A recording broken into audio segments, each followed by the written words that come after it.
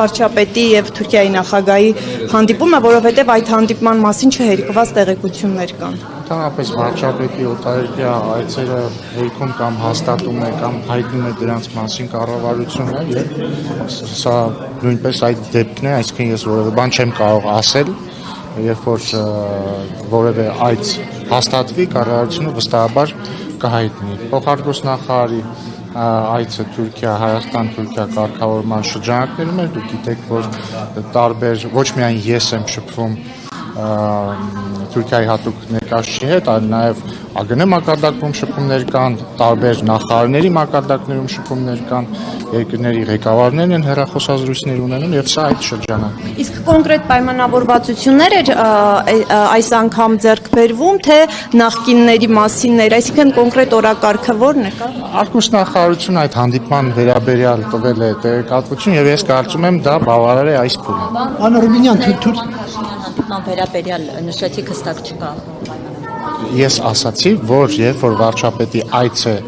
պլանավորվում կամ պիտի տեղի ունենա, պատշաճ ժամկետներում կառավարությունը դրա մասին տեղեկացնում է։ Դուք հանդիպում ունենալու եք ձեր թուրք կողմից։ Այս պահին հաստատված ժամկետ հանդիպման չկա։ Սահմաններն ինչ եղավ երրորդ երկրների եւ դիվանագիտական ներկայացուցիչների։ Մենք մեր կողմից ամեն ինչ արել ենք, որպեսզի դա տեղի ունենա եւ մնացածը արդեն Թուրքիայի դաշտում է։ Հայաստանի իշխանությունները ինչու անվտանգության խորհրդին չեն հրավիրում պայմանավորված է Իրանի հետ կապված լարված Գիտեք, որ չեն հրավիրում։ հրավիրվել է։ Ես կարծում եմ, որ եթե կառավարությունը ընդհանրապես տարբեր ֆորմատներ ունի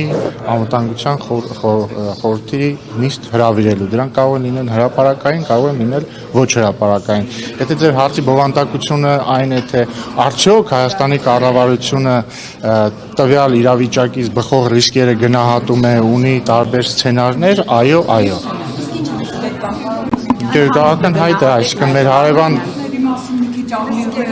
ինչպիսի սպառնալիքներ կարող են լինել ձեր կարծիքով։ Տեսեք, երբ որ մի երկրի հարևան երկրում ռազմական գործողություններ են, դա ինքնին արդեն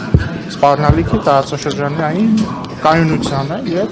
դրանից բխող տարբեր սցենարներ կարող են լինել։ Ես հիմա չեմ կարծում, որ մենք խոսենք այս սցենարներից, որովհետեւ իմաստ չունի հիմա սպեկուլյացիաներ անել, բայց կառավարությունը պատրաստ է տարբեր սցենարներ։ Ադրբեջանից ռիսկեր կան,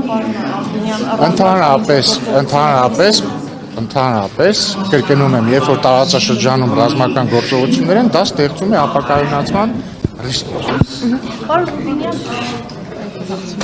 Բայց ես չեմ կարծում, որ մենք հիմա պետք է տարբեր սպեկուլյացիաներով զբաղվենք եւ ասենք այսինչը կլինի կամ այնինչը կլինի, նկատի ունեմ հանրային խոսույթը։